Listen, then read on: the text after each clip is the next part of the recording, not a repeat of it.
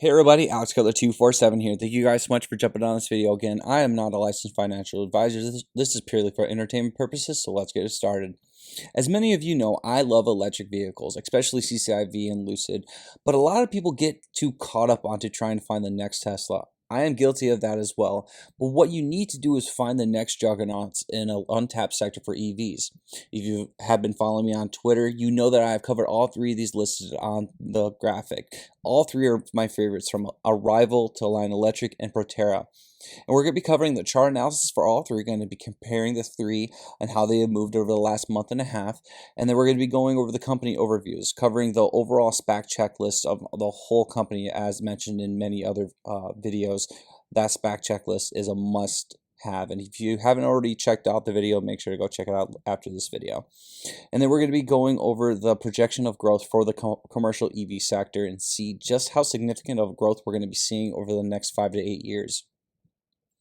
Now, looking at the chart, as indicated by these three lines, again, I don't utilize lines significantly. I'm a huge fan of, obviously, candlesticks, but because of how crowded it would be, the line movement was the best way to depict their movements. Now, Arrival is indicated by the CIIC, and it's colored dark blue, Line Electric, which is NGA, indicated by the orange line, and the Proterra, which is ACTC, indicated by the turquoise color. Quick thing, we're going to be highlighting the market quote-unquote correction, which had an average drop of 30% to 45% drop for all three companies.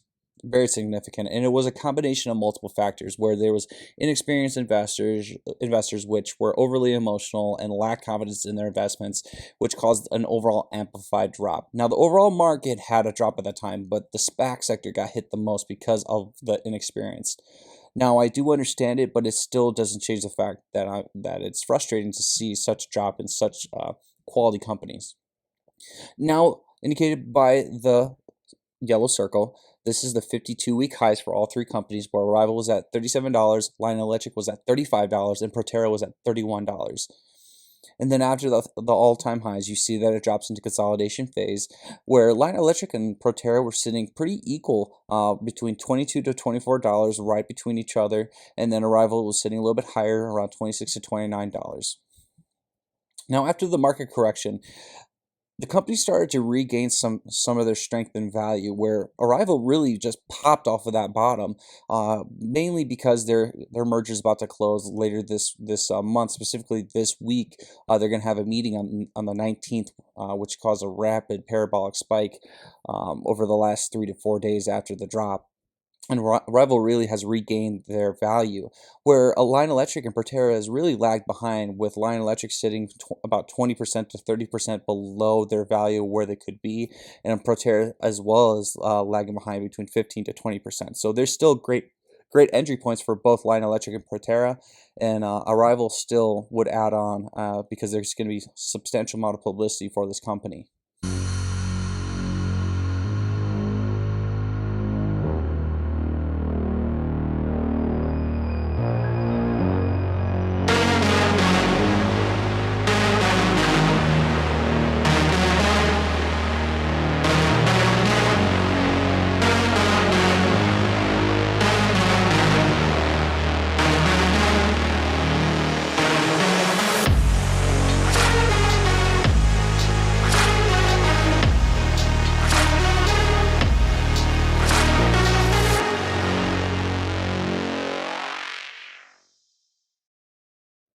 So going over Arrival, one of my favorites out of the three, but again, all three are still my favorite. Their valuation is $5.4 billion. Their PIPE is $400 million, and their merger close date, they're going to be having a meeting on March 19th this week, and they're going to be voting on the closure of the merger. Now, their infrastructure is substantial. They have the headquarters in London, as well as an American headquarters in North Carolina. They have factories in both Bicester, United Kingdom, as well as South Carolina, United States. Revenue timeline. They're going to be distributing electric buses this year of 2021, and then they're going to be distributing electric vans on 2022, both large and regular. Obviously, this is the Metropolitan bus, very substantial, and it's very nicely set up. And then you see the iconic UPS Alpha prototype. And now they did come out with the beta, but I still believe that the Alpha is still going to be able to be distributed to the companies that would want them. They have UPS, which has an order of 10,000 vehicles, and they have the option to increase up to 10,000 more, so 20,000 vehicle potential for the UPS contract.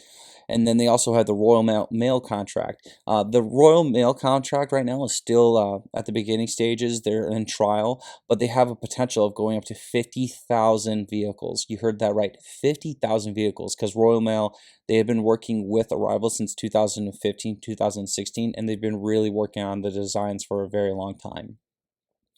Now, their expansion, they will expand to highly trafficked areas, specifically the metropolitan areas, where they are near distribution centers, specifically companies that are distributing. So the likes of Amazon, you never know. They obviously have the contract with Rivian, but they always kind of expand their technologies and really trial it out. And many others, obviously UPS, DHL, you name it, they're going to be where the companies need their products to be. Now, are they an innovator or disruptor? The biggest thing is the microfactory, and I really want you to check out this video to really go over what a microfactory is. Today's products are built on iteration, version after version, creating the illusion of progress.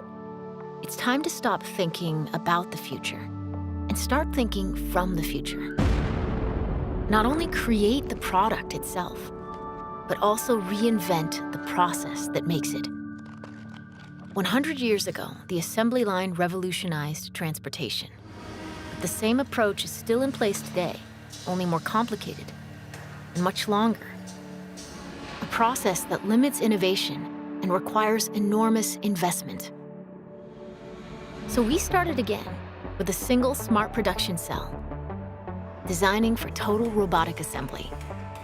Each cell capable of building any of our vehicles. Modular and scalable. We've named it the Microfactory. Installed in existing warehouses, they start production quickly at a fraction of the cost, making vehicles locally to be used locally, empowering the communities they serve. These microfactories can be deployed all over the globe, making electric vehicles better and affordable to all. This is the next transport revolution. Yeah, microfactories really are going to change the overall aspect of an electric vehicle company, because you don't always have to build out the gigafactories. What a microfactory does is it gives you that low CapEx, which is low capital expenditure, and it's a lot cheaper than building out a gigafactory, and it's quicker to build, and it's faster distribution to the local and national brand companies in that area. So it's going to be really, it's like a pop-up. You see it, it's built up in like 6 to 7 months instead of waiting like almost a year. Maybe even less than 6 to 7 months, and then you can build out and bring in your robotics, and it's going to be instantaneous 1, 2, 3, click, go. Now, the composite exoskeleton is substantial too. No other EV company is doing this. They're not like just straight metal. It's like a plastic rubber composite, and it has a very nice bounce back, and it's recyclable. Vertically integrated. All three companies are vertically integrated. This is a big mainstay for me when I'm investing into an EV company, because I'm not a fan of third-party OEMs like Fisker and many others like Canoo. I don't like that. It's really a low margin of revenue, and I'm not about that. I'm about when you are built out, you don't need to rely on anybody else except for yourself.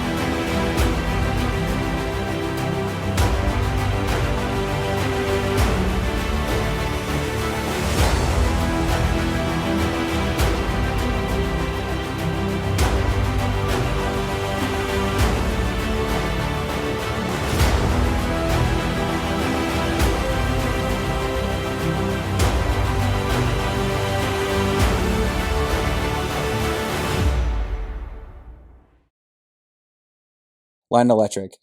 They have a valuation of 1.9 billion. Pipe is 200 million with a merge close date of the end of Q1 2021.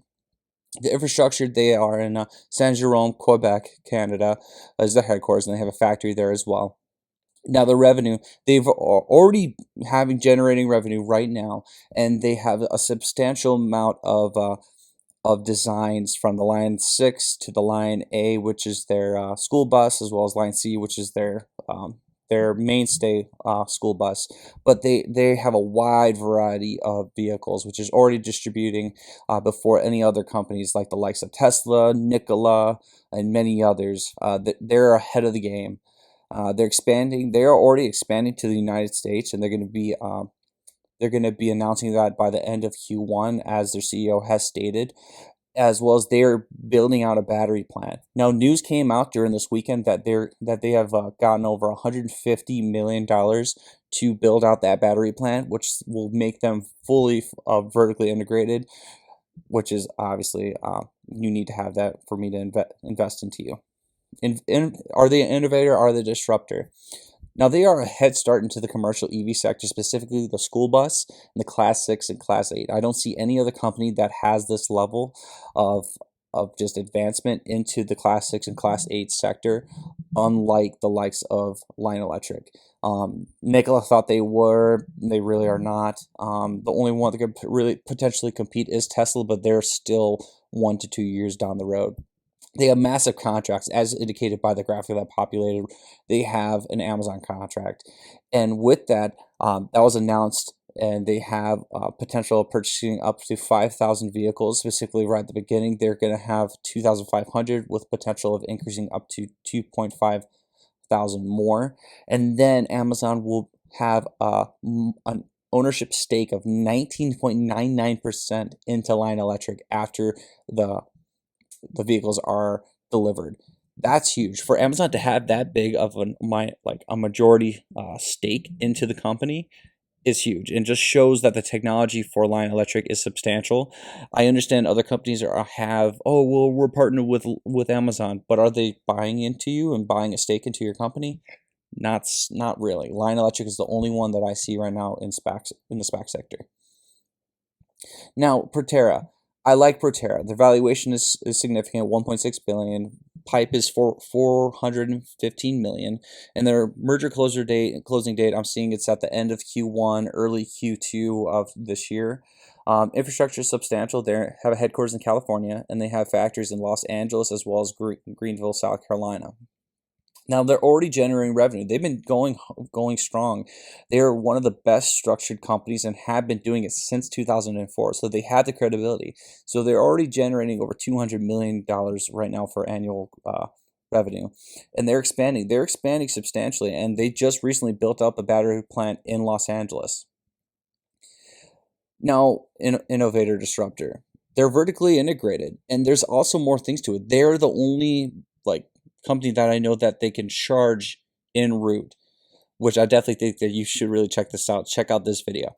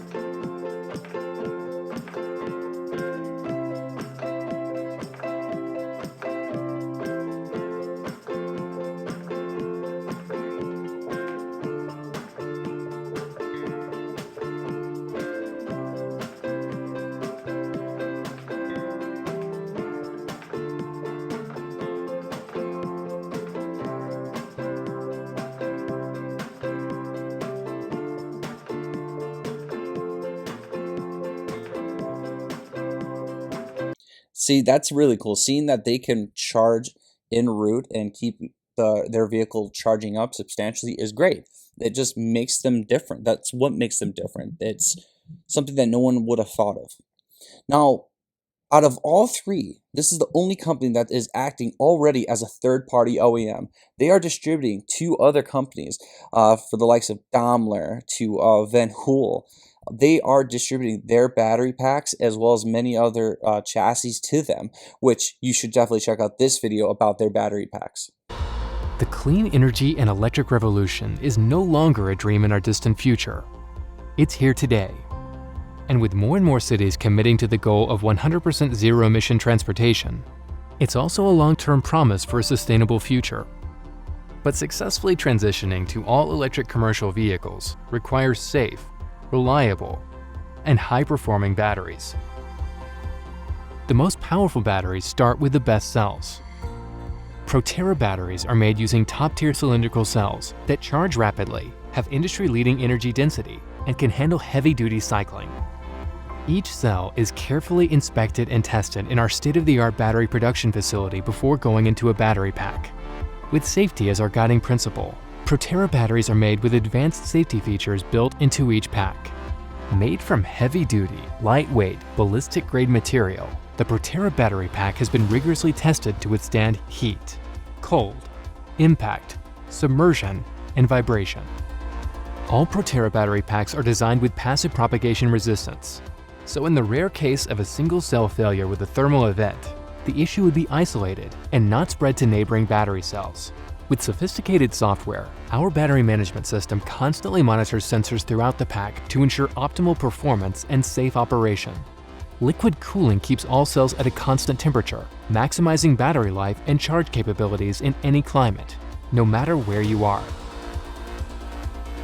Proterra's flexible manufacturing process can meet any design requirements, regardless of size or build. So now the best battery technology is available to electrify any commercial vehicle. From our trusted partnerships with renowned vehicle manufacturers, to the 1,000 heavy-duty transit buses sold, to 12 million proven service miles across North America, the electric revolution is here, and it's powered by Proterra. Again, absolutely love this company from the top down. They are doing something a lot different than any other company. But what is really overlooked is their green energy. They're building charging stations. They're doing vehicle-to-grid charging stations as well as energy storage, as indicated by the bottom portion of the graphic that populated. This is an amazing company to invest into, and there's still a lot of growth left for the likes of Proterra. They also are the first two universities. They are already being utilized by Duke, Georgia, Harvard, Montana, and many, many, many others. So I love Proterra, a great investment, and they're still at the low 20s, if not just below the 20s right now. And I think that there's still a substantial amount of growth to go, because upon announcement, they reached significant levels and they will hold their value, unlike many others. Now, the global electric commercial vehicles are projected as follows. So currently in last year, 2020, there was only 129,000 units in 2020, but they are projected for 2.1 million units in 2028 for commercial vehicles. That is 41.1% of compound annual growth rate. That is top. That is substantial. And these three companies are going to be at the headway. They will be the distributors for this sector.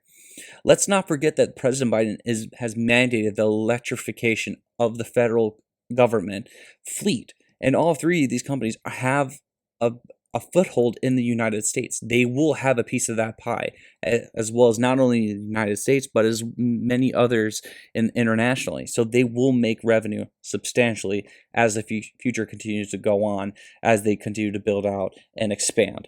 So definitely recommend, if you haven't already, make sure to go check these out. I really appreciate every single one of you guys. If you haven't been following, make sure to subscribe, comment, and I'll see you guys on the next video.